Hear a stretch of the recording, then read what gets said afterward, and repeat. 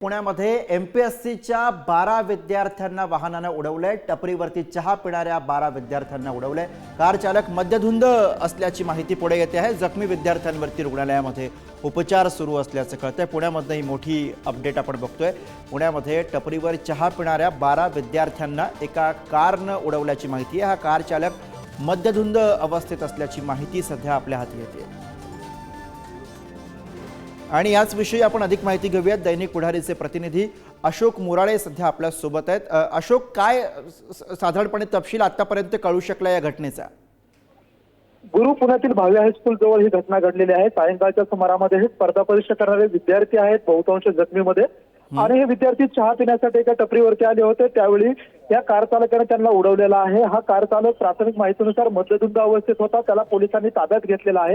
हे सर्व विद्यार्थी आहेत आणि हे विद्यार्थी आता खासगी रुग्णालयामध्ये उपचारासाठी दाखल करण्यात आलेला आहे। या 12 विद्यार्थ्यांमध्ये 4 ते 5 जणांच्या पायाला फ्रॅक्चर झालेला आहे। या मद्यधुंद कार चालकाला विश्रामबाग पोलिसांनी ताब्यात घेतला असून त्याची वैद्यकीय चाचणी करण्यासाठी त्याला ससूर रुग्णालयामध्ये पाठवण्यात आलेला आहे। गुरु, बरं, धन्यवाद अशोक, आपण दिलेल्या सगळ्या सविस्तर माहितीसाठी।